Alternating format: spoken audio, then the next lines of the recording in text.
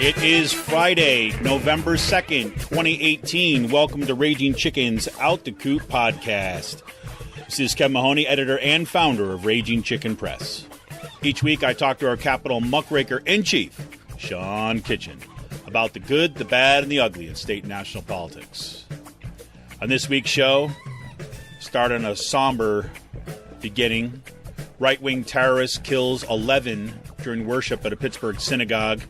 The deadliest attack on Jews in American history. Trump spins a lie about the New York Stock Exchange and 9/11 in order to justify holding a political rally the same day as the Pittsburgh Synagogue shooting. House Majority Leader Kevin McCarthy deletes an anti-Semitic dog whistle tweet saying 3 wealthy Jews were trying to buy the election, hitting all the globalist wink-wink themes. Trump heats up the anti-immigrant flames, threatening an executive order to end birthright citizenship. You can hear the trains going off the rails. Yes, that's what that is. The Congressional Budget Office just released a new analysis of the Senate tax bill, and wouldn't you know it, the bill is even worse for lower-income people than previously thought. All cred to Mitch McConnell and his Republican buds in the Senate. 60% of Google workers walked off the job yesterday and issued a manifesto of sorts calling for massive changes in the company in terms of sexual discrimination and transparency. This could be huge. We're talking a global, coordinated walkout. Thank you, Google Docs. And speaking of walkouts, this election day, these midterms, next Tuesday, high school and college students at more than 500 schools are planning a walkout to vote. That should be awesome to watch. Of course, that is the main thing that we're going to be focusing on today. Election day coming up. And boy, are there some amazing races to watch. Maybe we'll get into some of those. But let's not get too joyful or excited yet, because Brazil just joined the autocrat club. Jair Bolsonaro was elected Brazil's new president on Sunday. Yes, a guy who actually belonged to a fascist party. There can be little question that we are living in a period of history with the very concept of democracy is under assault. Kicking things off, Bolsonaro's party has launched a campaign against indoctrinator teachers, threatening to round them up, not to mention journalists and communists, which means things like The Economist magazine, they count as communist. And let's not forget the war against the caravan! And the GOP's closing racist ads. Today's PA focus, you got Scott Wagner. Man, he's pulling in within 26 points of Governor Wolf in the latest Franklin and Marshall poll. Way to go, Senator Soprano. I'll tell you. I'm in the waste management business. Everybody immediately assumes you're mobbed up. It's a stereotype, and it's offensive. There is no respect, down 26 points. And the day after the Pittsburgh shooting, Scott Wagner spreads conspiracy theories about who is funding the travel caravan.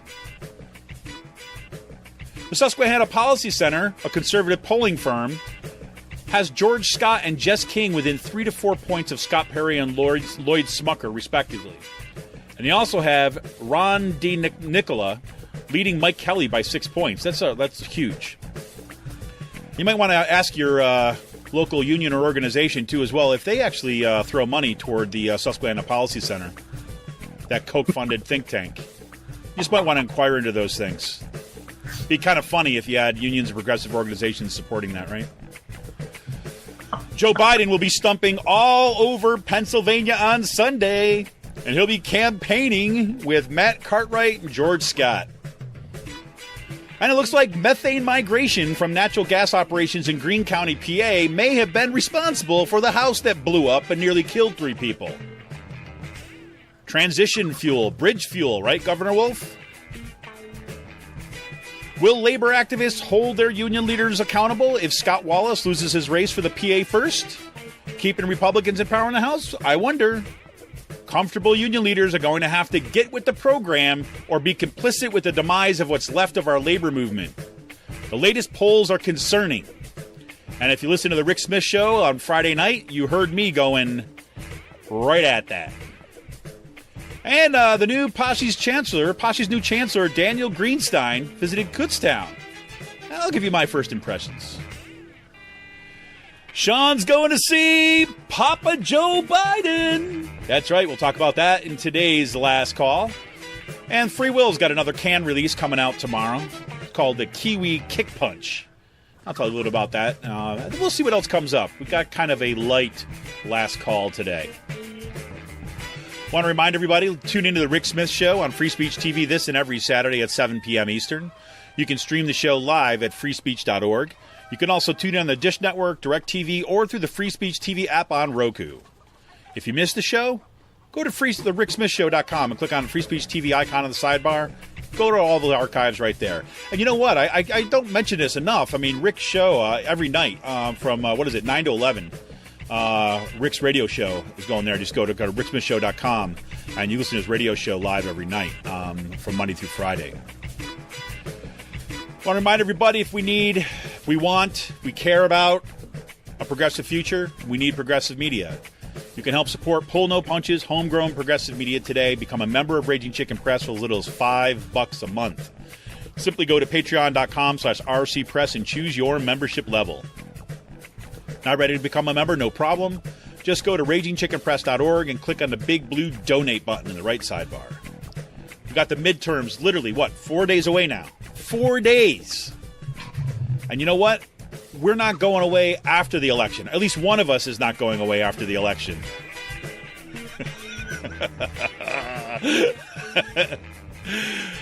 And we need to dig in, right? We're going to be doing some recruiting of some new writers, recruiting of some new personalities to bring on at Raging Chicken Press, because now, once we're past the elections, we got to remember, we don't go home, kick up our feet, and forget about it. It means holding people accountable the day after the election. Go to patreon.com/rcpress, become a member for those $5 a month, and help support this work for the long haul. Well, Sean, man, here we are, another week. And this week, I don't know, if the train had already come off the rails, this was like, it careening down the cliff into the abysses of the moral underbelly of American society. That's the way I can think about it.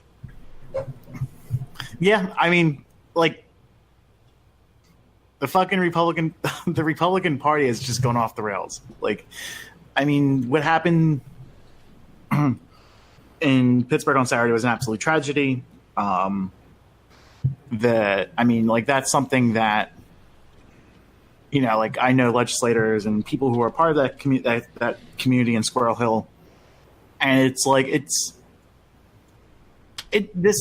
the response from the community has been amazing, especially protesting Trump and stuff like that. But I mean, what else do we have to say when the Republicans have done nothing but ran on these dog whistles, right, for the past how many years?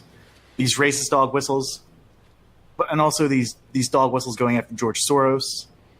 And this is like years of that type of hateful rhetoric boiling over and coming to a head.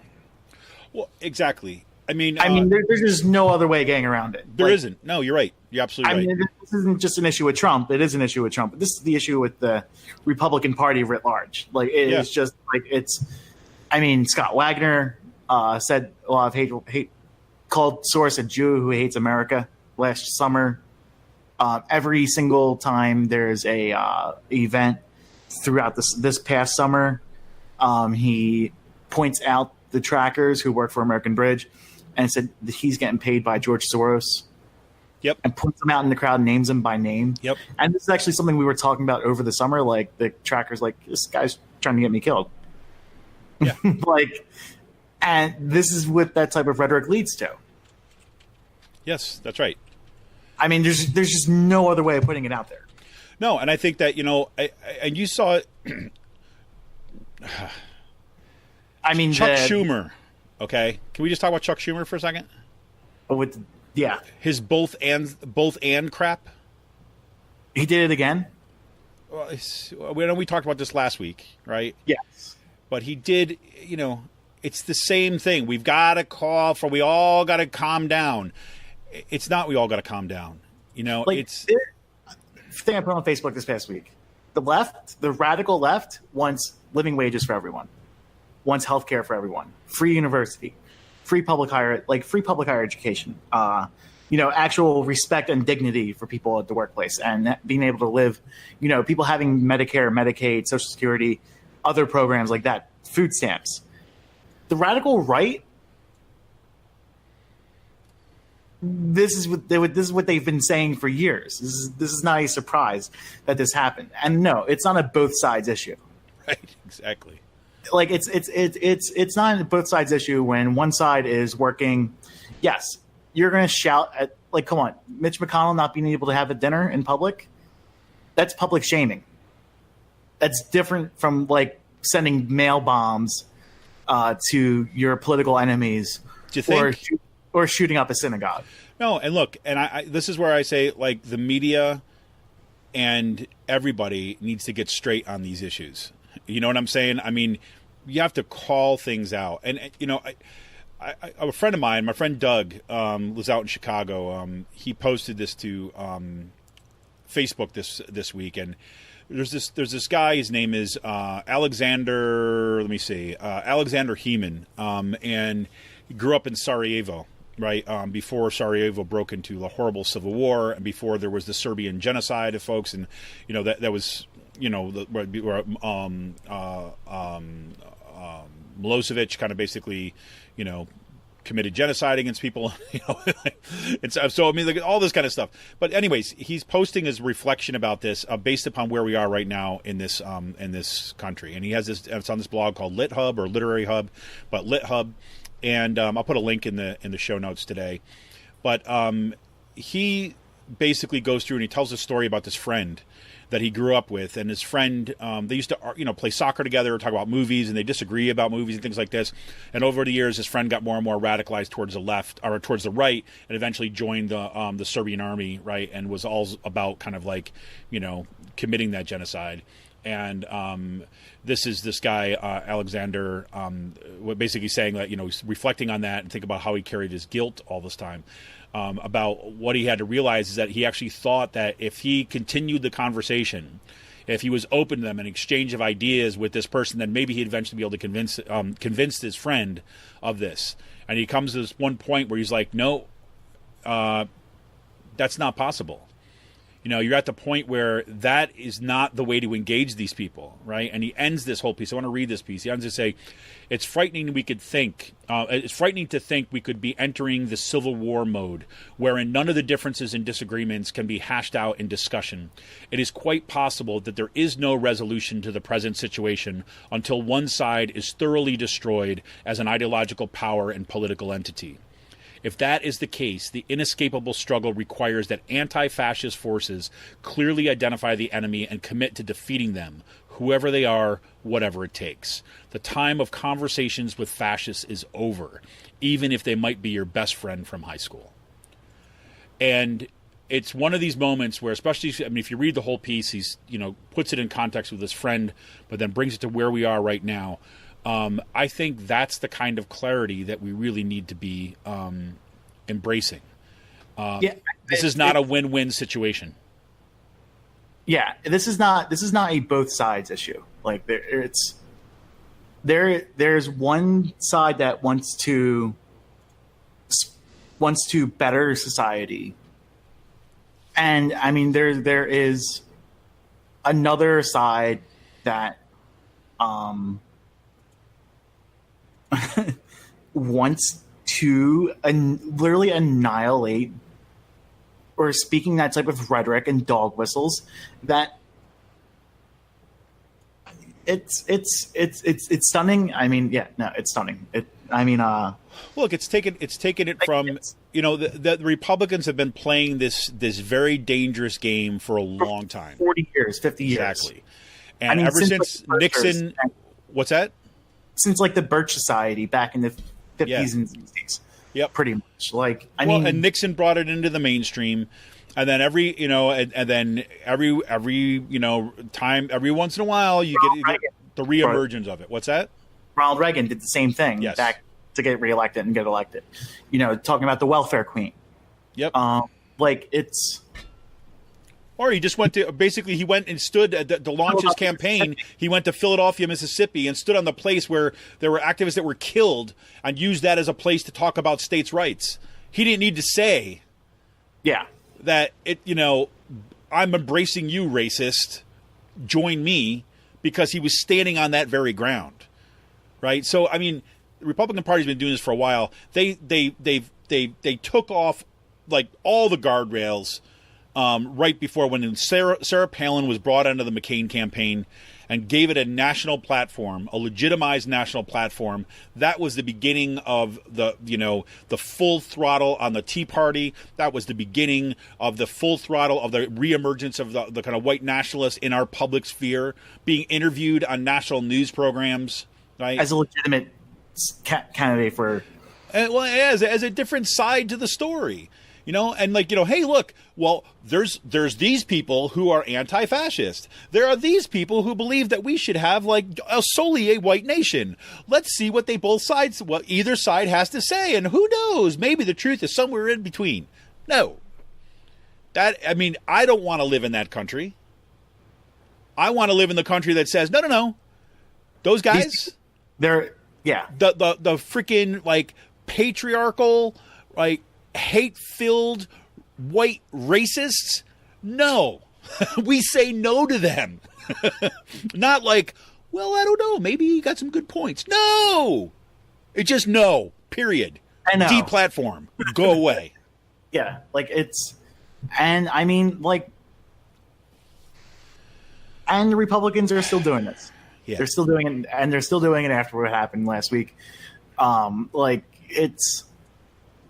It's like the, it's this eternal Jew conspiracy theory that's been morphed. It's this Elders of Zion conspiracy theory that's been morphed for 100 years now. Yep. These are what these ads are portraying. That's right. When Scott Wagner goes on TV on Sunday, the day after the fucking shooting that happened, and says we don't know who is paying for these caravanners to come up to the United States.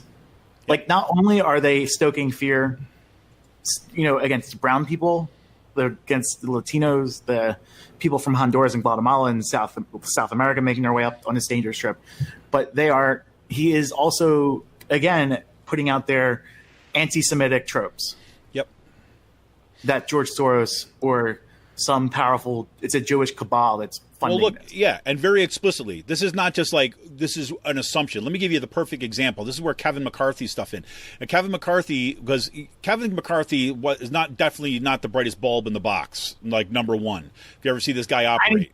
A racist. Well, that's what I mean. It's but he's not even smart enough. He's not even smart enough to hide on what the agenda is, right? So after Soros was sent the bomb, okay, this is the tweet that he puts up, and he pins it right to the top of his Twitter profile. This is what he says.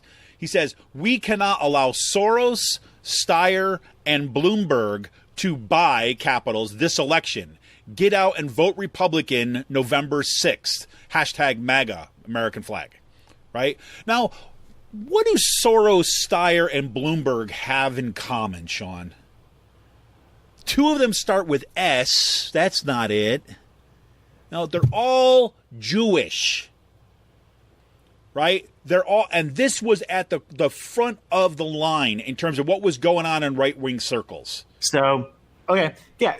Right before, that's after the bombs and before the killing. And then after the killings in Pittsburgh, he takes it down.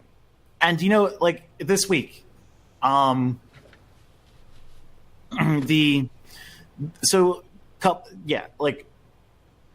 GOP put a tweet out on the 30th, the day before Halloween, and said Chairman Val DeGiorgio is happy to be back home in Chester County tonight and welcome Candace Owens as the keynote speaker at the Chester County Republican Committee Fall Dinner. Explain that, Sean. Like, so, like it just this is the party that this is how the Pennsylvania GOP has just gone off the rails completely since losing 3 seats to the Supreme Court justices, Democrats, in 2015. They swept House. They got rid of Gleason, who used to run the Republican Party, and they brought in Val DeGiorgio, and from day one, might as well just be wearing jack boots and a brown shirt. Like, that's how his rhetoric is. And they brought in Candace Owens to speak at. Tell everybody who she is. She, last week, tweeted out that Democrats were sending these mail bombs to themselves as an election stunt. This is 2 weeks ago. We're after saying they're doing it as a stunt for the election. Yep. And this is who they bring in. Right. She's the director. She's the director of communications of Turning Point USA. Right. Which we've talked about. Like, right organization. Right. And another thing. It's one of the things I've been seeing around in some of these counties. Like, there's a big banner in the background too, on the top of the wall. It said, if you love Chester County, if you love life in Chester County, vote Republican. That's pretty explicitly implicit to what they're trying to imply here. Yes, of course. And like, again, if you take anyone putting up in Cumberland County, if you love life in Cumberland County, in these white affluent counties in the Philadelphia and Harrisburg suburbs, right, these are the stuff that they are putting up. Right. Which is a coded billboard. Right.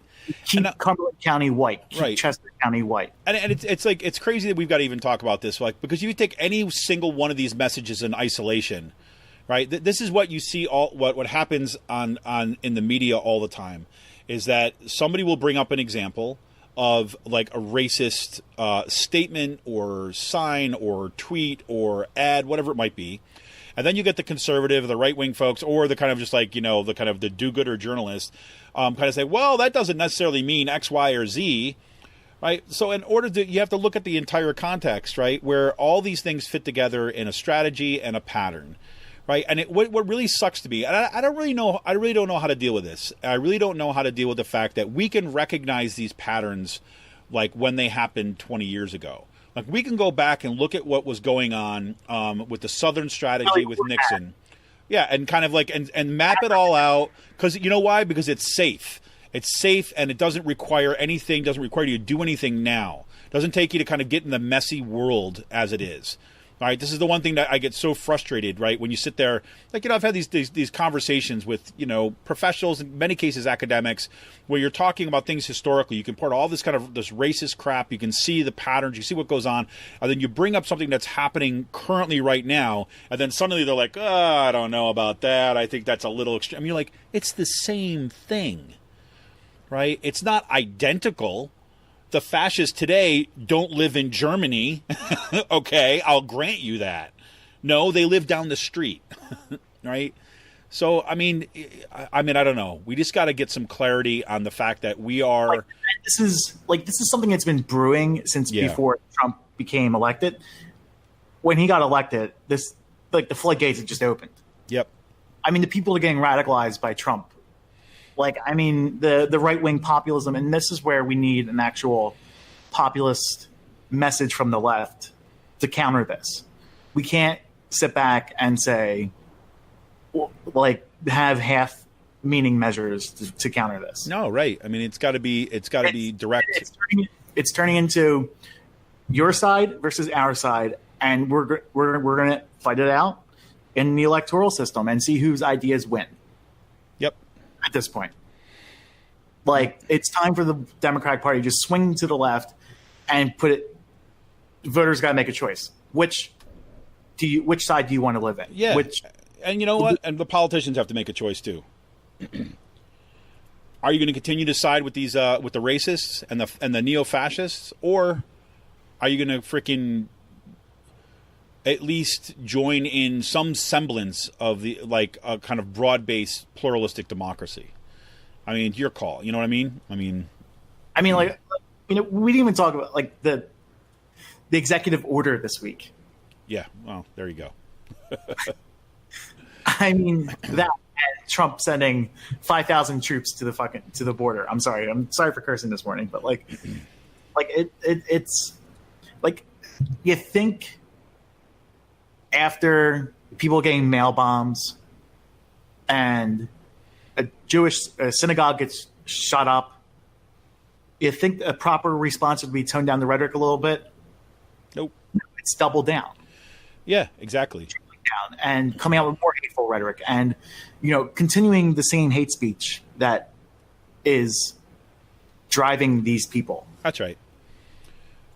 So, this is, once again, it was exactly, you see Trump sending 5,200 troops to the border, right? And look, I mean, by all accounts, that the caravan of people that are walking to the north, right, would not even get to the U.S. border for at least like a month and a half, 2 months, right? If they're all come, number one. Number two, there are people seeking refugee status, right? And they're not people that are like coming here with some magic like tunnel drilling mechanism that they're trying to sneak up and take over your mountain house, right? I mean, they're not walking down the street with like a ramrod from like a medieval ramrod, to just knock down the gates. These are freaking. I mean, that's what kills me. It's like they're refugees. It's not. See them. Well, I mean, that's the whole purpose of all doing that together. So there's safety in numbers, and they're not hiding. They're saying we are refugees. We are seeking asylum, and not just in the U.S., right? I mean, the U.S. military, I don't know if you saw this, but yesterday the U.S. military leaked a document to a reporter from Newsweek, basically because, look, once the president says we're sending you to, we need 5,200 troops to go to the border, the military has to come up with a threat assessment. So they come up with a threat assessment about what the threat is, and the threat is like, not really a threat here. And I say, based upon past caravans like this and things that have happened, most of these people won't even get to the U.S. border. They'll end up staying in Mexico or other places along the way, right? And there's no threat, basically. And so the military released this. I mean, they leaked it to basically show that they think this is basically just a political stunt, that we're spending how many millions of dollars to send these people down. And the total force of what the troops are putting in reserve are more troops than we have in Afghanistan. So you have people that are fleeing certain death in their homelands, looking for refugee status, which they are allowed to do under UN guidelines, of which the U.S. is a signator, right? And then they're being treated as an invading army, and that is the language that they're using on the right, and it's all over Fox News. And this is crazy. And then so you have that, and then you have an executive order to try to end birthright citizenship, right? Which, I mean, look, it's a constitutional amendment. Like, you can't change that without changing the Constitution. And I don't see the Supreme Court throwing a curveball on this one. Even though how conservative it is, but you just never know. Well, and some of my, I don't know if you've had this experience, and maybe this is just me, maybe because I'm really kind of at my limit, right? I've had it in so many different levels, but I've had these conversations with some people that bring this stuff up about the birthright citizenship, right? And you bring up, so look at that, this is crazy, and then they'll say, yeah, but this is just a political stunt, right? And it is a political stunt. I agree with that, right? But that doesn't mean that he's not going to follow through with it. What evidence do we have, since the Trump administration? No, since the Trump campaign, for that matter. What evidence do we have that he's going to follow some norms, or it's not going to push things to a limit? What evidence is there? There's none. right? If you're looking at what's the next logical step for the Trump administration to go through, right, is basically once they kind of like they've floated this idea about birthright citizenship, now he's going to do the order, or at least get really close to doing the order, and it's going to dominate the news cycle for so long that will continue the fervor, anti-immigrant, racist fervor that is out there. And when that dies down, he'll wait for the big confrontation when the people finally arrive, the caravan finally arrives. And he basically set out and say, look, they're there just as a supportive thing because U.S. troops on U.S. soil, they can't kind of like take on police actions. Unless, of course, any of those people in those caravans, if they throw a rock, if they throw a rock at you, then you can shoot them. Right? I mean, these are, I don't know how we don't see these as extraordinarily dangerous times. Like, it feels like I live in this parallel universe. I see this stuff going on, and it seems like this is crisis mode. But so much of what goes on out there in the world, like when I'm driving to work and I'm at work and stuff like that, is like just normal. Just going about our days. It's not affecting us. Yeah, I don't know. Like it's that, you know, that I don't know the priest. But it's that poem, like, and then they came for me, and no one was left to stand. Exactly. Like that. That's. Oh yeah, they're only the immigrants. They're only the Muslims. No, transgender community. Oh, exactly. Like it's. No, seriously. And I went trick or treating with my kids, right? You know, kind of.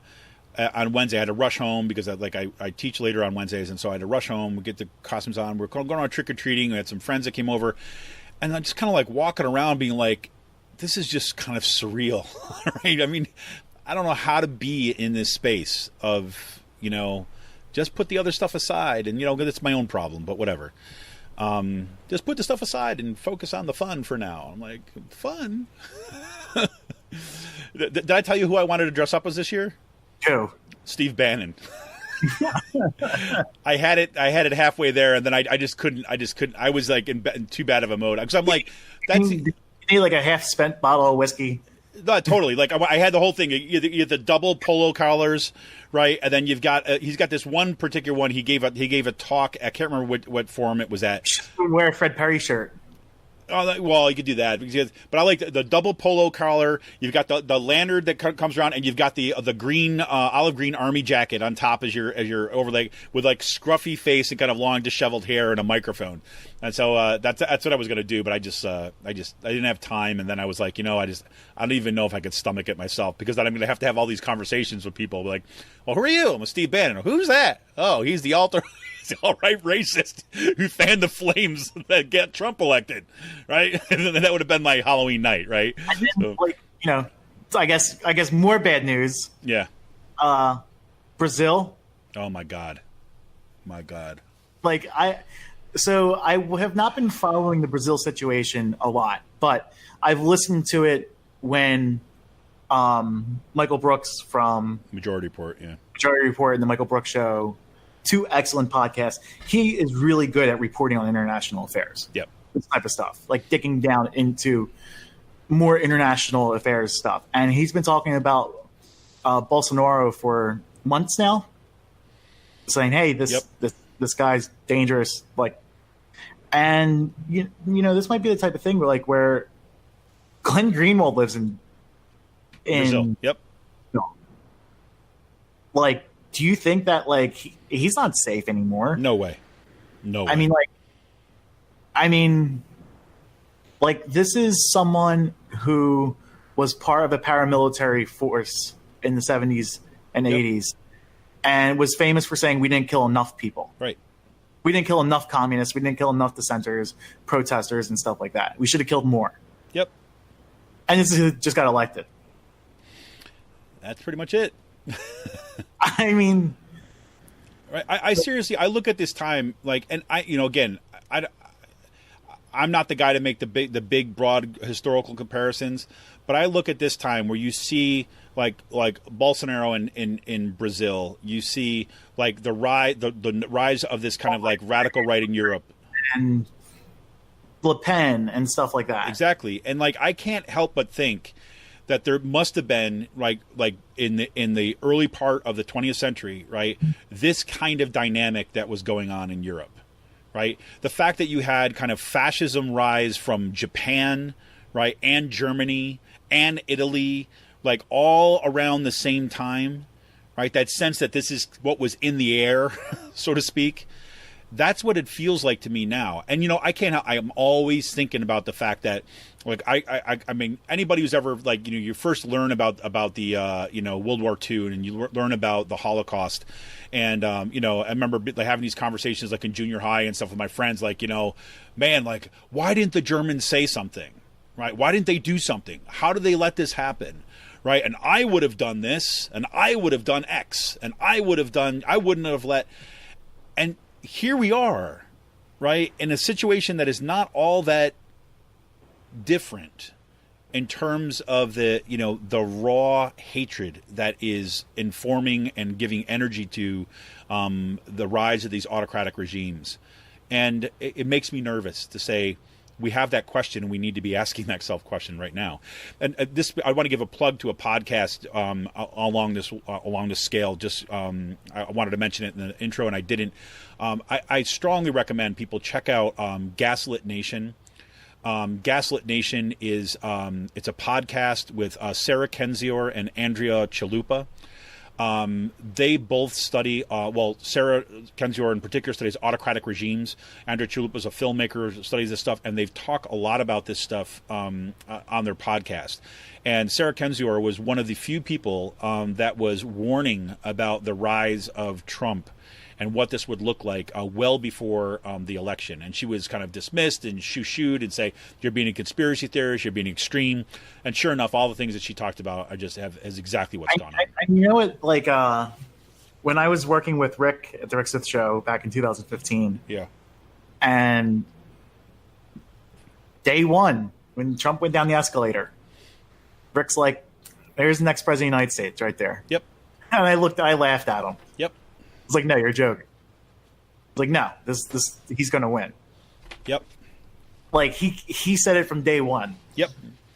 Like, no, Rick called it. Rick called it exactly. I remember talking with Rick. I'm telling you, it wasn't until, and we've talked about this before. It wasn't until like literally like a day and a half before the 2016 election that I was finally said, okay, no, maybe I'm just being a little too extreme by thinking that Trump's going to win this. Yeah, the polls say it. Clinton's definitely going to win, but I should have stuck my guns with what Rick said at that point, because man,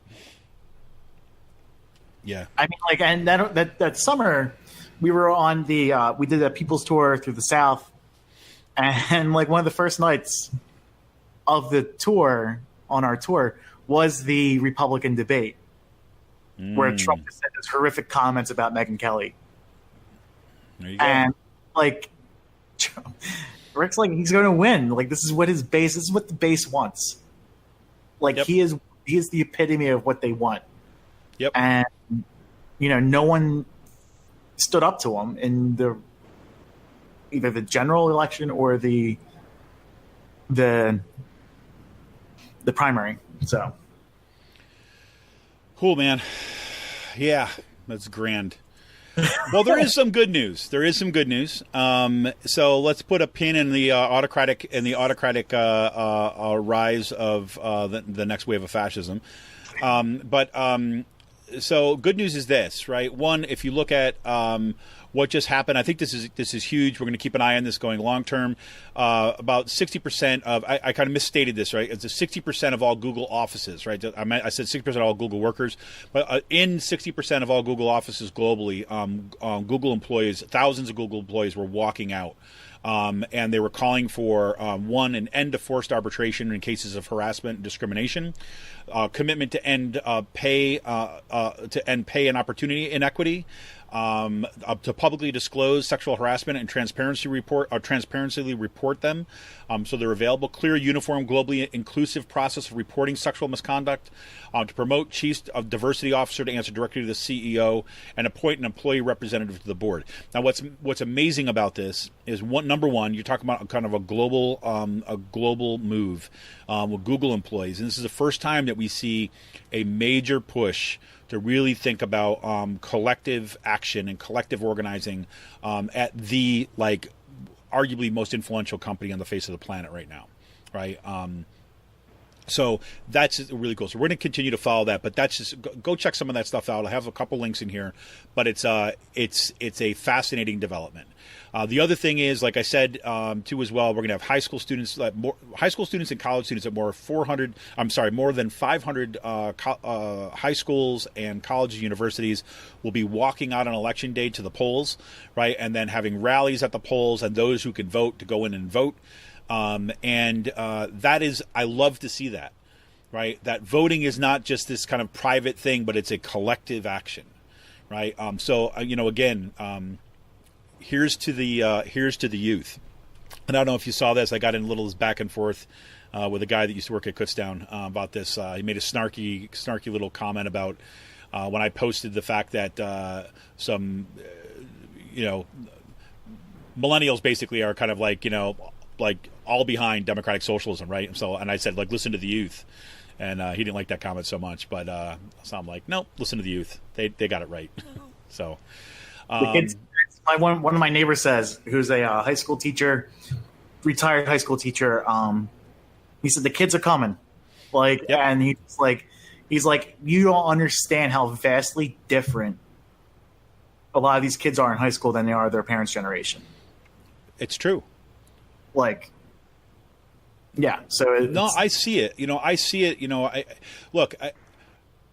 I've been involved in activist politics since I was in high school, right? And I can say that my generation, right, Gen Xers or whatever you want to call it, we tried, right? There were a few of us that tried, but we got rolled hard.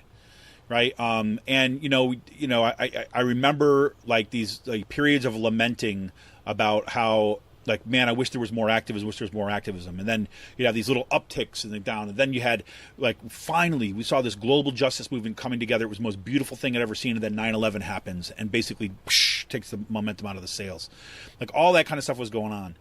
And, it gets exhausting. Right. And then, but I say right now is I'm telling you is that as millennials get so much of a bad rap because I don't see all the kind of like entitled whiners, right? That's not generally the kids that I see, young folks that I see, right? That I come through Kutztown.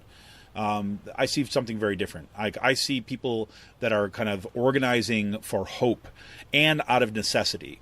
Right. As I said in one of my Facebook responses to the guy who was giving me a hard time about this, I said, yeah, I think we should listen to the youth because, they're the ones who are going to be holding unprecedented amount of debt. They're the ones who are going to be impacted by catastrophic climate change. They're the ones who are going to have the impacts of all the policies that we failed to address. So, yeah, I think we need to listen to them. And you know what? They're taking up the banner and they're doing it in such a way that it's a collective process and it's filled with the kind of joy of resistance that we need. So, man. So, Sean, before we break on this one, I got a question for you. Any particular race that you're looking for on Tuesday that you're going to be following, you're looking particularly excited about? I think the Jess King race. I don't know. I don't know. The Jess King race. Even if she doesn't pull it off, Lancaster is forever going to change politically after this. The work that Becca Rass, Nick Martin, who are from the Lancaster Stands Up, they started it in response to Trump after 2016. Now they're running the campaign. The work that John Smucker, who is Becca's husband, and Rafi Diaz and everyone else involved with Lancaster Stands Up, it's been fun watching the ads that Smucker's groups are putting out. This is not so funny background story. Lloyd Smucker is second cousins with John Smucker, and John Smucker is running Lancaster Stands Up and is running one of a Mennonite type resistance movement in Lancaster County, that is absolutely killing it. And they're putting together some of the best political ads, his group Beyond the Choir and other stuff. And it's, even if Jess doesn't win, they have changed the political dynamic of Lancaster County, Pennsylvania. Well, and I think that, you know what, and it's a model for political. You have got a candidate who's connected to a movement, right? And the energy and the power and the organizing comes out of that movement. I think that's incredible. Yeah. Yeah. So there it is. We'll talk about that in the next segment. But that is definitely one of the races I'm watching.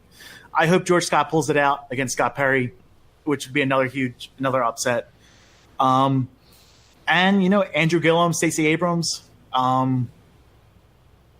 Some history is going to be made on Tuesday night. I think so.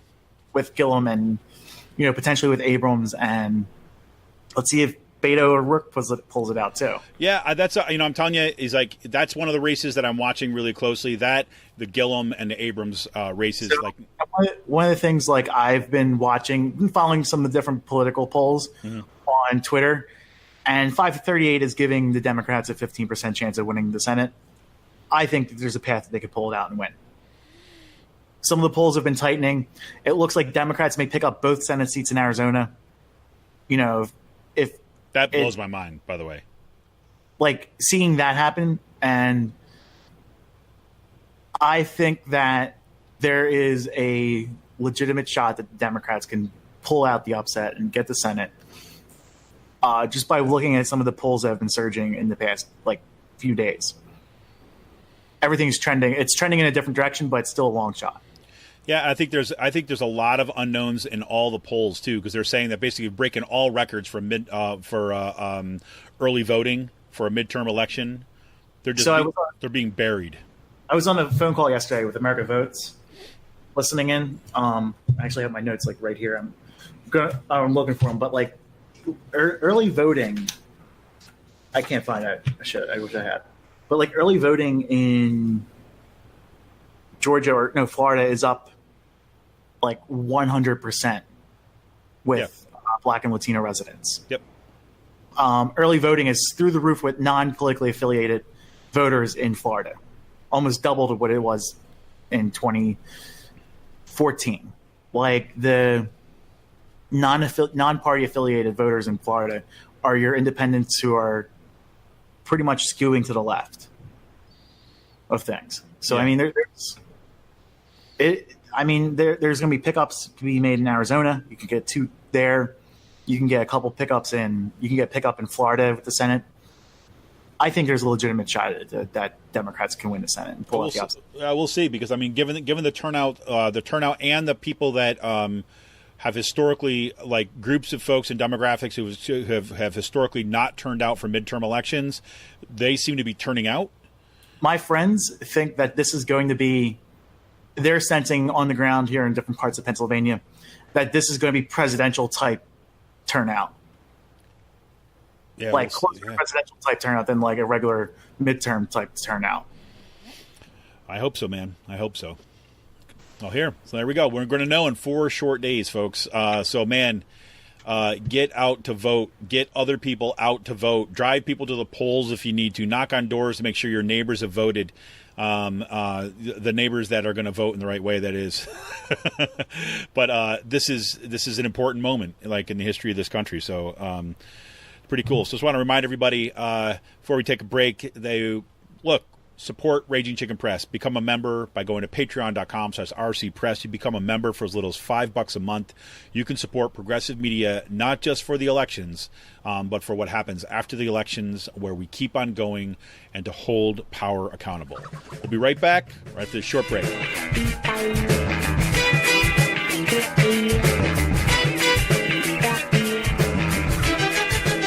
I'm Rick Smith, and this is Labor History in 2. On this day in labor history, the year was 1955. That was the day that the song 16 Tons first made an appearance on the Billboard Country Music Chart. It would reach the top spot and stay there for 10 weeks. 16 Tons told the story of the hard lives faced by coal miners. The song talks about falling into debt at the company store, a reality faced by many coal mining families. The song had first been recorded by Merle Travis in the mid-1940s. The song borrowed lyrics from things that Merle had heard from his father, who was a coal miner. Merle Travis sung the songs of working people. He was labeled a red and communist, and during that era, stations would not play his music. 16 Tons was recorded again by Tennessee Ernest Jennings Ford in 1955. Tennessee Ernie's grandfather and uncle had both been in the mines. Tennessee began to perform 16 Tons to enthusiastic crowds. He then recorded it as a B-side to his single, You Don't Have to Be a Baby to Cry, for Capitol Records. But the B-side recording became a hit. The song was so popular, it jumped off the country charts and took the pop music #1 spot for 8 weeks and became a gold record. Since then, 16 Tons has been covered by a variety of artists, from Johnny Cash to Tom Jones and Tom Morello to ZZ Top, and has become a true labor standard. Labor History in 2 brought to you by the Illinois Labor History Society and The Rick Smith Show.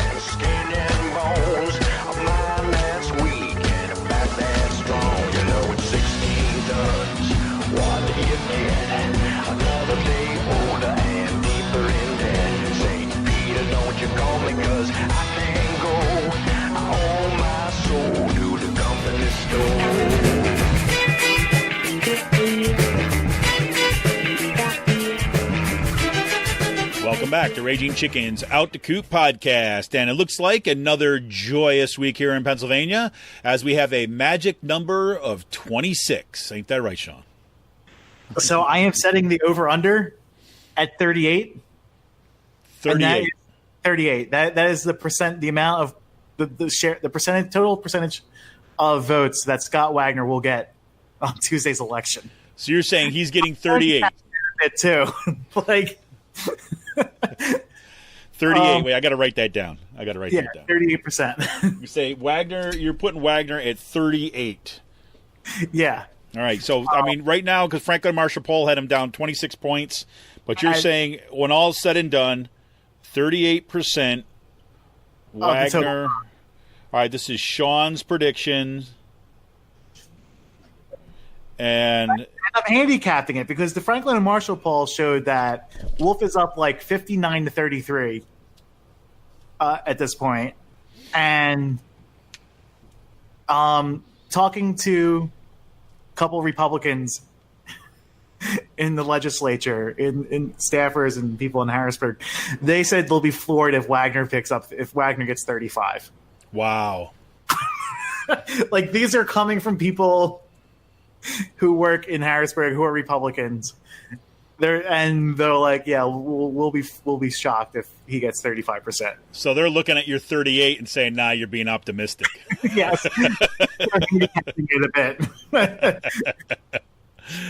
Oh man, well that's pretty crazy, man. So I mean, there's going to be a lot of Republicans that are either not going to vote for Wagner or are going to vote for Wolf and then just split the ticket with everyone else. So there's also going to be a lot of Republicans who are just going to vote straight Dem as a check on their party. Yeah. So, I mean, campaigns on life support at this point. Yeah. There you go. I wonder if they're looking for jobs at this point. Who, Wagner? No, not Wagner, but the people who worked in Wagner's campaign.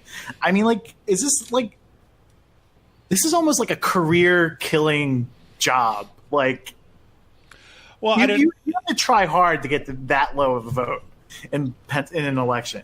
Well, but look, I think, and I've said this before on the podcast, I think that some of his staffers have just kind of checked out. Right? Oh, yeah. They're just like, they're cashing their paychecks, and part of what their pitch is going to be is like, look, there's nothing we can do about this guy. So yeah, I took a paycheck through the election because I needed a paycheck, but yeah, I mean, there's nothing you could do. He ran it all, right? And just lay it all in his lap. So the funny thing is, like, we're sitting on the deck with Roxbury the other day, and like Andrew Romeo, who is the campaign communications guy, he has to cross the street in front of the office, like the way it's offset, to get to the parking garage where they're at. So it's like he will literally like walk up to the island. They will see us sitting on the deck and walk in the island and then go into the office doors. They won't even look at us. They won't even acknowledge our existence. I mean, it's. I really don't want to say anything to them either, because at this point I'm just going to laugh in their face. Well, it's. I hope that you're absolutely right. Actually, I hope those Republicans that you talk to are right. I hope it's 35. But at the very least, I hope he does not break 40%, because I think that can be an important threshold that, basically say, no, there's no question about the fact that the voters have rejected that whole mode. And the thing is, so Democrats are basing their turnout models on 2014 plus 1%. So 2014 turnout plus 1%. 2014 was one of the worst years ever, post-war era for turnout. They were saying, which, okay, it's a very conservative approach to this for turnout that they're expecting, which I guess you have to do that. But they say if it's like 2014 plus 4% or 2014 plus 5% of the turnout, to like on top of that, right, they're just going to be smashing offices left and right. I mean, just like there's an outside chance that if like turnout is so high, Republicans are going to lose control of the House. And there's potentially 3 Republicans willing to switch parties and caucus with the Democrats if it's like 100 or 99, if Democrats got the 199 House seats. Wow. Man, we'll see. I wish Tuesday were here, because it's going to be fun being in the Capitol, watching this stuff go down. Like when I moved out here, it's like, I'll just give myself 4 years and see how this craziness is. Like, no, you picked the right time to go to Harrisburg. I'll tell you that. Yeah. You got the most momentous presidential election in historical memory. Now you've got midterms that are going, and then it's just been nonstop. I know Pennsylvania's been one of the most important states. Yep. In this election, and the Republicans decided to just blow their heads off with Barletta and Perry, or Barletta and Wagner running the ticket. Well, there you have it, man. They picked the 2 absolute worst candidates to hitch their wagons to in a wave year election, and they just might get just destroyed. Oh boy, Tuesday can't come quickly enough because I'm tired.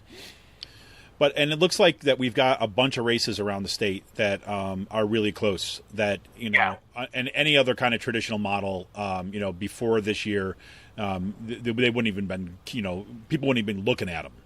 But so so Susquehanna Policy Center is a conservative polling outlet, a conservative think tank based out of Millersville, and they've always been a Republican-leaning firm. It's just who they are. They released 3 polls that were pretty surprising for people.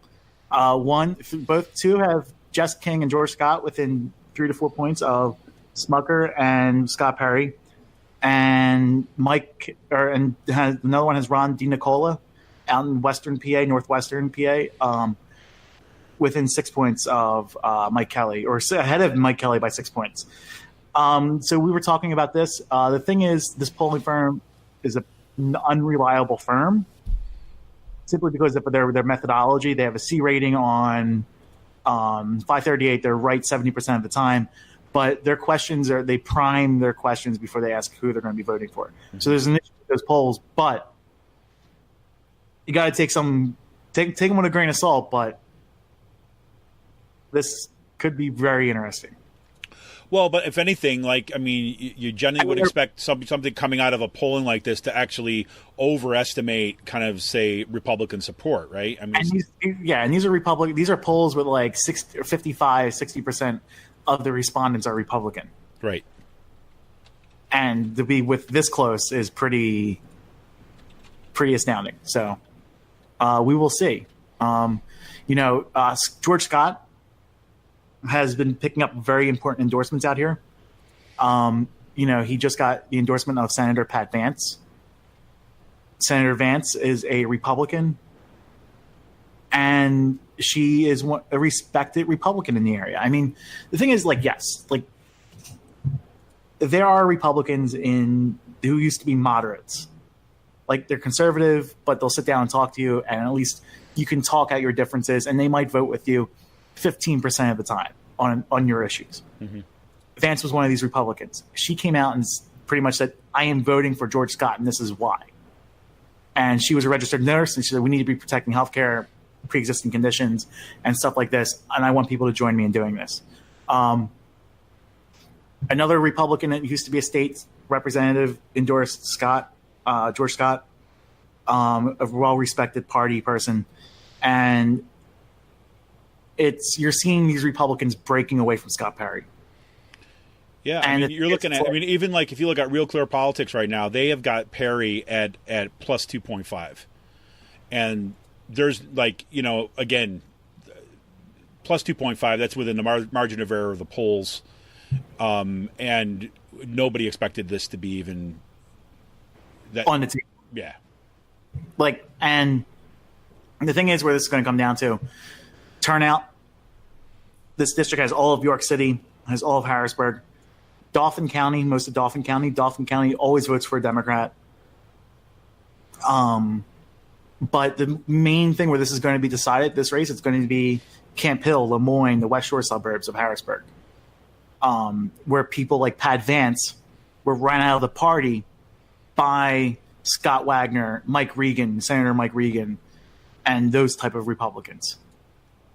Like that's who, like the Wagner base has driven out Republicans who might vote with you 10, 15, 20% of the time, but at least they'll sit down and talk to you. Where like these people have no interest in talking at all. Nope.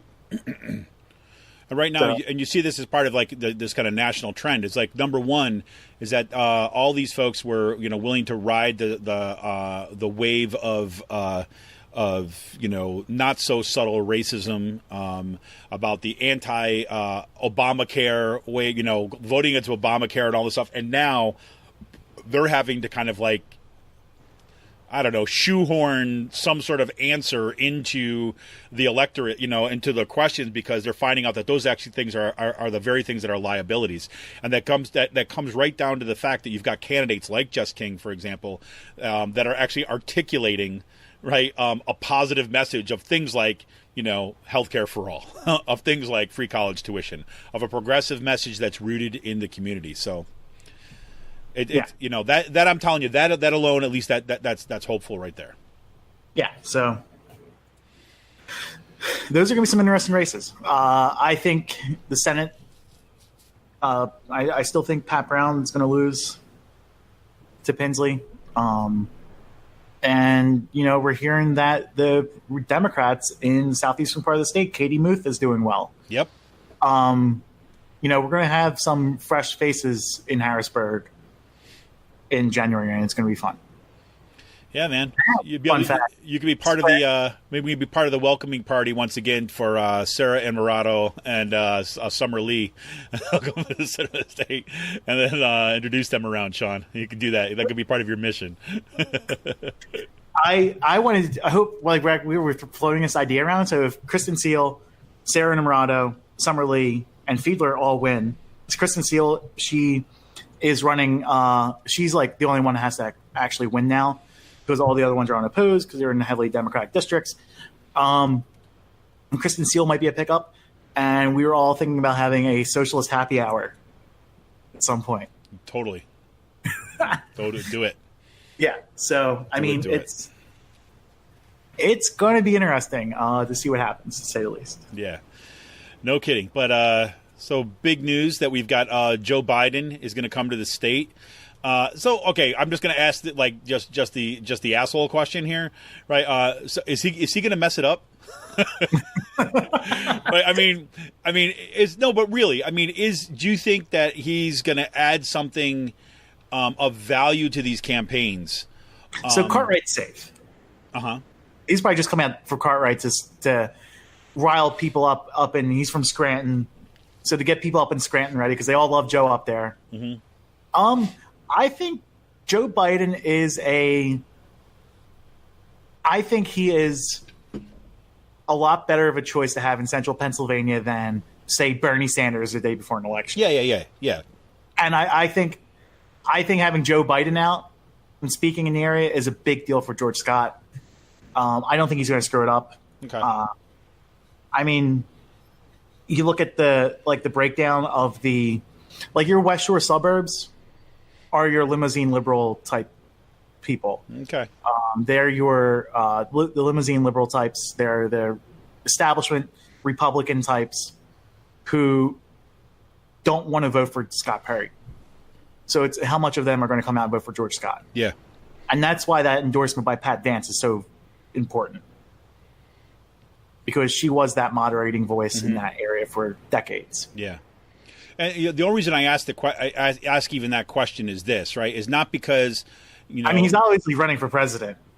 Well, no, but I mean it like this. I mean it like, let's say, look, because so much of what's happened in that race, right, has been about the district, right? It hasn't been framed, tell me if I'm wrong, it has not been framed as part of a national campaign.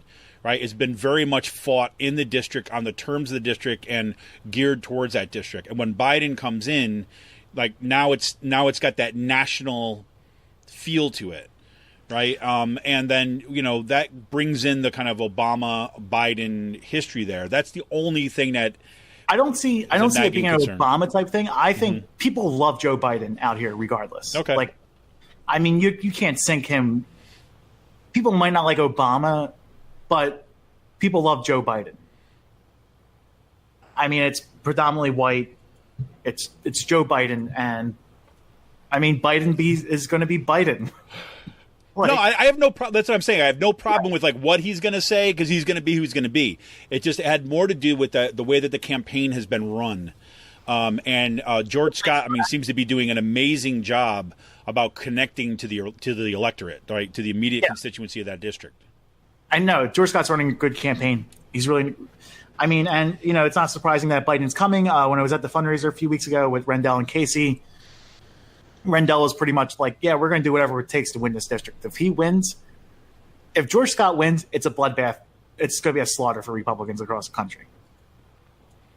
Like, this is a bellwether race. Like, I just can't wait to get up Tuesday morning and just hit that button straight to them and vote Scott Perry out of office. Like that's going to be like the most gratifying thing, dude. What's like just saying, I voted Scott Perry out of office today. Yeah.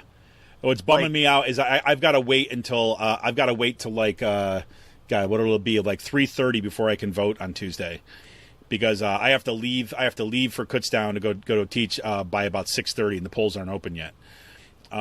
So it's like, and so I got to come in, but my kids are going to wait for me. They said, we'll see. They have the day off, and my wife's home with them, so we'll see if they actually wait for me. But I love going there with them, right? So maybe they'll go with me anyways, even if they vote already. But I'll be at the end of the day. I can't wait to see the polling places. To be honest with you, it's just going to be something. I mean, like turnouts typically has to be high in my neighborhood because it's all state workers, and government, like state legislatures, site people, staffers. So it's like, you don't vote.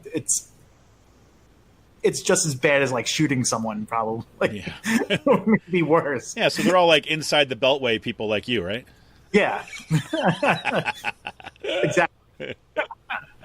There you go.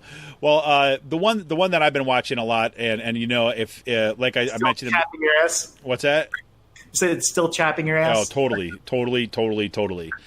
So, did we talk about this on the podcast last week? Yes, we did. We did. Okay. Yeah, we did for about 20 minutes. All right. So I'm not gonna redo the whole thing all over again. But basically, what I'm going to do is going to point you to, if you want to look at the Rick Smith show. I was on that Friday night, basically calling folks to the carpet, right? Basically from Ask Me Council 13, the PAAFL-CIO, and PSEA about the PA First. The PA First, of course, is where you've got Brian Fitzpatrick running against Scott Wallace. And And Brian Fitzpatrick, the way basically voted with Trump 85% of the times. Right, exactly. Voted with Trump 85% of the time. Voted for the tax bill, which is going to have huge negative impacts on kind of working families, poor, lower middle class folks.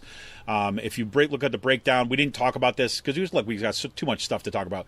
But we didn't talk about this in the first part. But if you look at the new CBO analysis of the Senate tax plan, is that you have a significant number of people are going to be paying a lot of money, and the people who are going to benefit most, initial or at least through the thing, are people from like about 100,000 people who make $100,000 a year to up to $500,000 a year.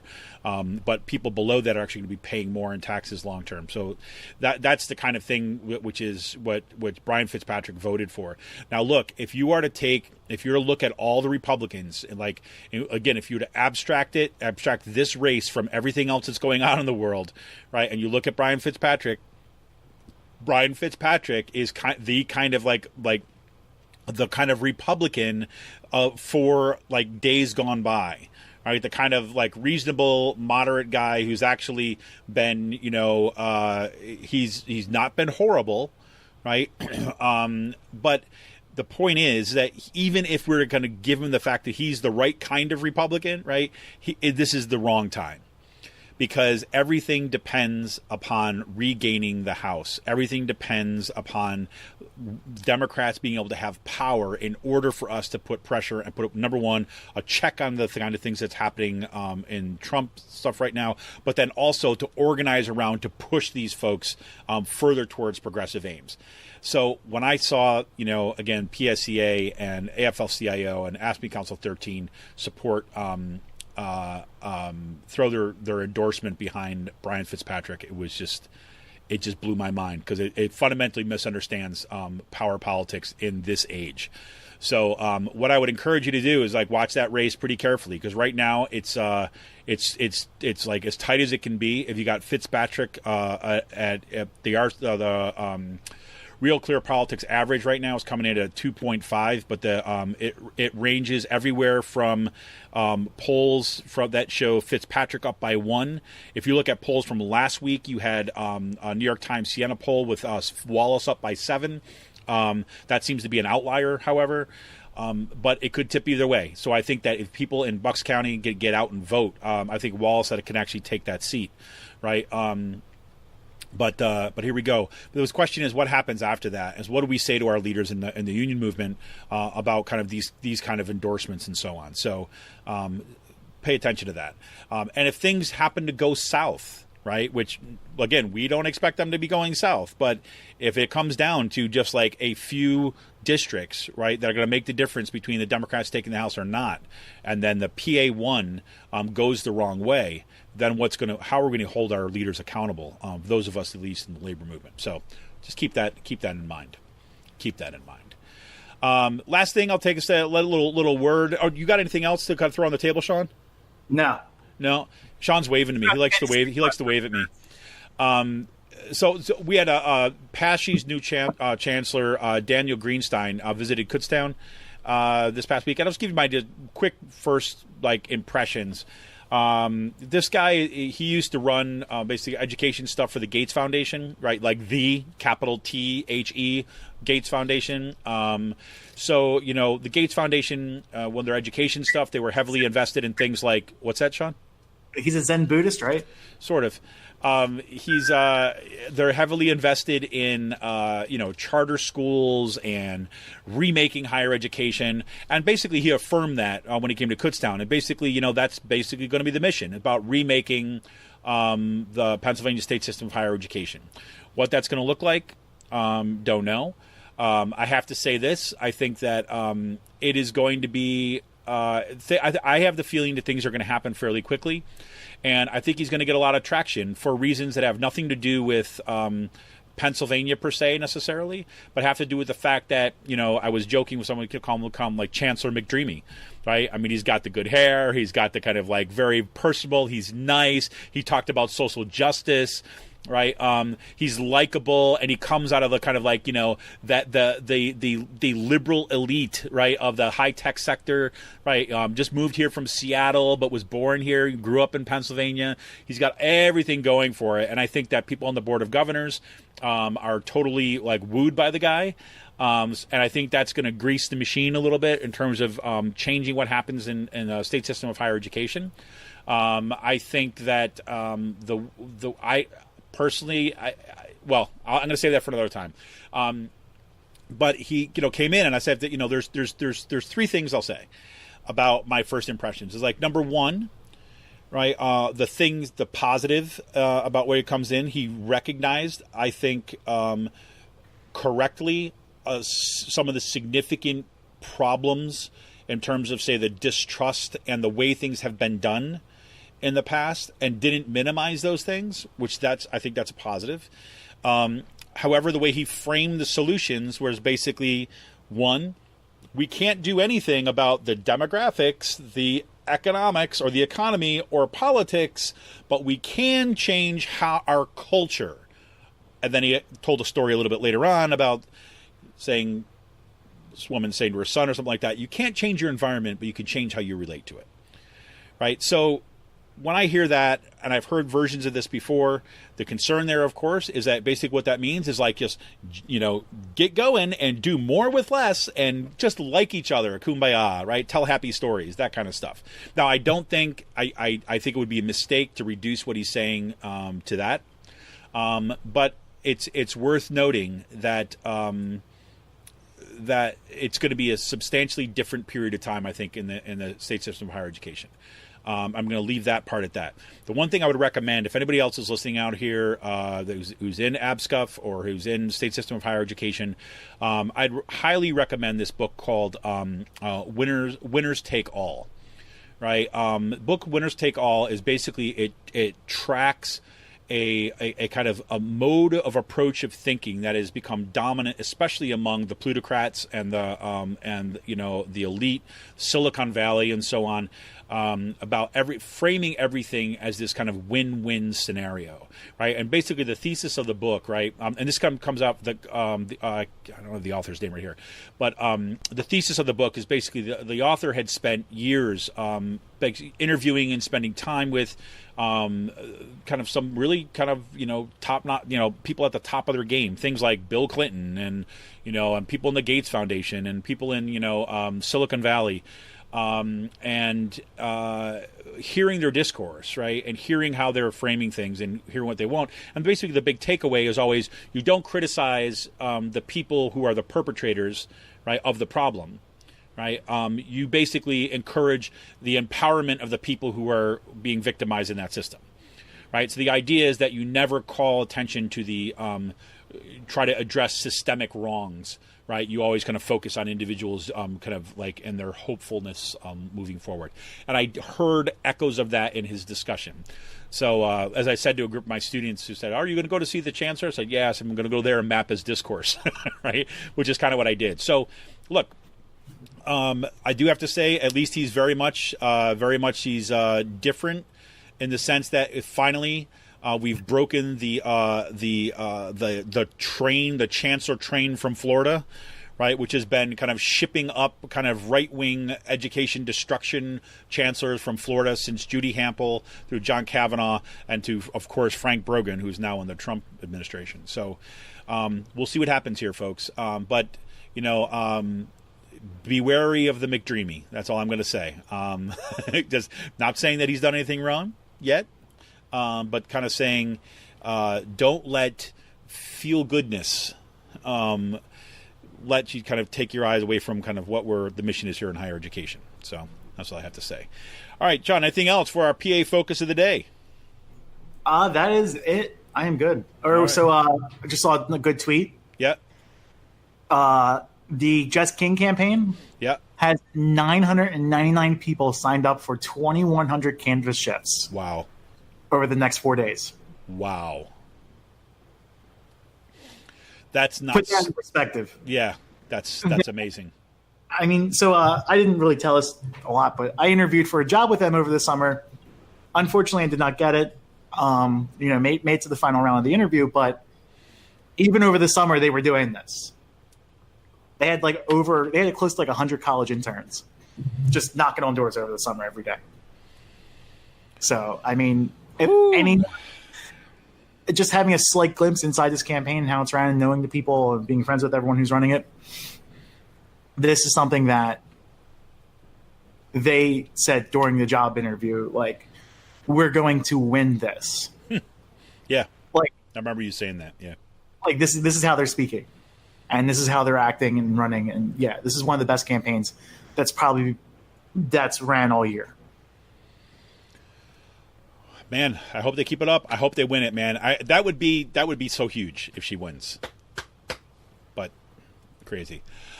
All right, well, there you have it. So this is the end of our Pennsylvania focus here. As you can tell, I'm just running on steam at these days, running on fumes, I should say. Running out of steam, running on fumes. I'm mixing my metaphors too as well, but so crazy.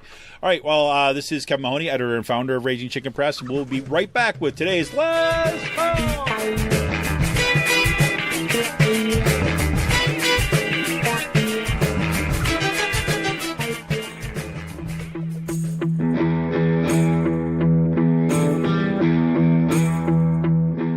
This is Kevin Mahoney, editor and founder of Raging Chicken Press. For the past 7 years, Raging Chicken Press has brought pull-no-punches, progressive reporting and commentary to the interwebs. Our long-form investigative pieces, stories that no access journalist wants to touch, or rollicking weekly podcasts strive to advance progressive movements and perspectives rooted in the struggles happening across the country or down the street. We've broken national stories and caused our share of discomfort in the halls of power. If we want a progressive future, we need progressive media. And you can help support Pull No Punches, homegrown progressive media today. Become a member of Raging Chicken Press for as little as $5 a month. Simply go to patreon.com/rcpress and choose your membership level. We need to make sure to keep the movement in the media and the media in the movement. Best way you can do that is to become a member of Raging Chicken today by going to patreon.com/rcpress. Thank you for your energy, your encouragement, and your support. Keep up the fight.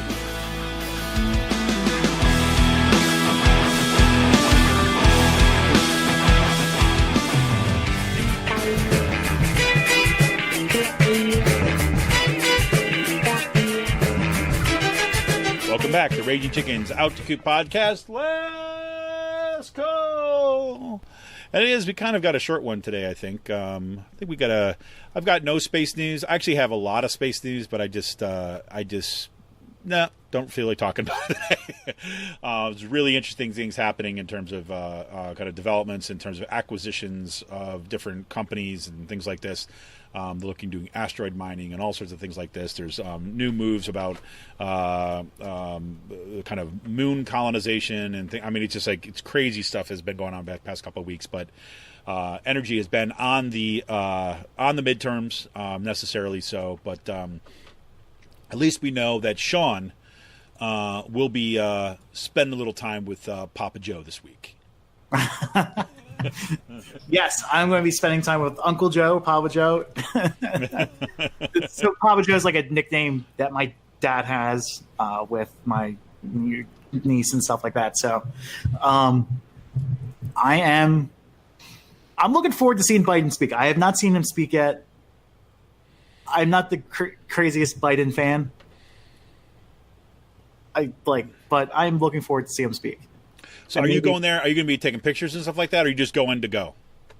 Going to go, take pictures, and rub elbows with the establishment and sell my soul and stuff like that. Yep. Yep. I'm telling you, look, everybody, I'm just going to say, it's like, Sean just may be a hot commodity after the election, so you never know. So you never know. Sean might end up kind of being getting the call from Joe Biden to go out and plan his next political moves. You never know. Yeah. Yeah, so you never know. You never know. But cool. So I think that. So you're going to be posting up some pics and that kind of thing. Yeah, definitely. Yep. Well, I'm looking forward to that. So follow Sean's Instagram page. That is kind of a necessary thing to do. Kitchen Snaps, right? Kitchen Snaps?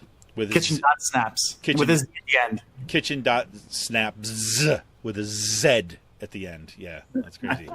Well, we got one big news. I don't have a whole bunch. You know, I tell you what, I've been trying to catch up a whole bunch of stuff at work, and so I've barely had any beer for a while, and except last night. What's that? Said better man than me. Well, not that I haven't, but actually last night I picked up the New Belgium. New Belgium had like an IP. No, it was a Belgian double aged in oak casks. I forget exactly the name of it. Have you had the Hempinator yet? What's that? Have you had the Hempinator? No, I haven't. Have you had it? Yes. Is it good? It smells like weed. Does it? Yes. It's okay. It's a novelty thing. It's a novelty thing. Yeah. Well, there's actually. It's funny because that's apparently is one of these areas that they're with the legalization of marijuana in Canada, right? And so it looks like some additional stuff that the beverage sector is part of the stuff that's taking off. So I'm pretty sure it was Pepsi.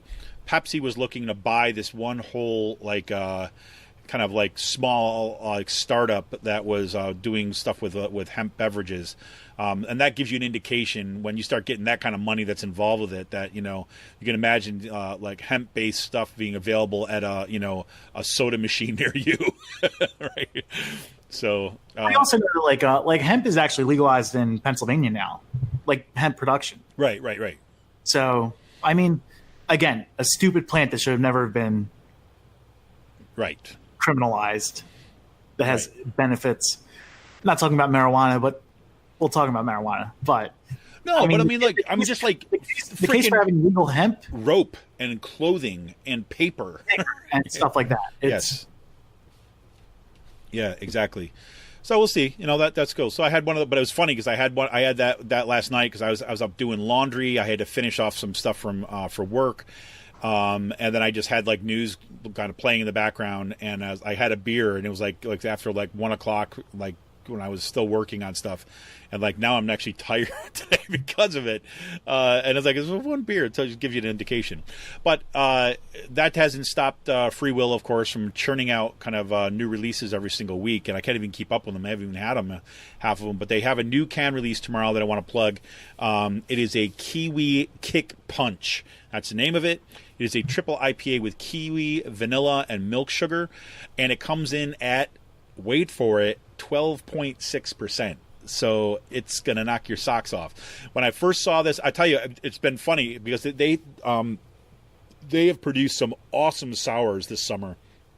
And I've got a bunch of them still, but I guess as we're the weather's starting to get cold and things like this, I'm losing my taste for them, my desire to have them. And when I first saw this Kiwi Kick Punch, I thought, oh yeah, it's going to be another one of these kind of fruity ones, kind of light summery ones. But now I'm not so sure when you look at kind of a triple IPA with that kind of thing. So I'm really curious about what it's going to taste like. But there's going to be 4-pack cans going to be available at both locations. So pick them up if you like it. Here is the description. It says, kiwis are such particular little fruits that we just love them. Bright green, juicy, tart, slightly sweet, exotic. Seed-laden flesh is hidden away under brown, fuzzy, almost prickly exterior. Triple IPA will kick your tongue into overdrive with delightful kiwi tropic tartness, followed by a hop punch to the palate that highlights notes of honeydew melon, mango, strawberry, and then cradles your taste buds with a calming tinge of sweet vanilla. I would love, that's the job I think I would want, is to write these descriptions. It'd be funny. Reminds me of, did you ever watch Seinfeld? Yes, I have. The Jay Peterson catalog, right? That Elaine worked for. Yeah. I don't remember that one. Oh, he was the guy that she worked for, and he always had these really elaborate descriptions of how he came across this idea for this particular product and blah blah blah blah. Anyways, whatever. It's lost on you, I know. Yeah. Anyways, you got anything planned for the weekend? No, we're just going to see Biden on Sunday. Then Tuesday, we're going to hit up a couple election parties. Yeah, there you go, man. Jess King and George Scott probably get some pictures and stuff like that. Oh, very cool. Let's go and drive around the area. Well, cool. Well, everybody, I want to wish you all a good weekend. I get to go to a funeral this weekend, actually, that's not my favorite thing in the world. But wish you the best of the weekend. And remember, if you can spare the time, get out there, do some phone banking, get out with people, knock on doors, and most importantly, make sure that you get yourself, your family members, and your friends to get out to vote on Tuesday. It is probably one of the biggest midterm elections that you will have in your lifetime. So get out there and vote, vote, vote. This is Kevin Mahoney, editor and founder of Raging Chicken Press. Hey, thanks for sticking with us today. We will be back once again next week to do the midterm election wrap-up. Until then, vote, vote, vote, vote, vote, vote, vote. See ya!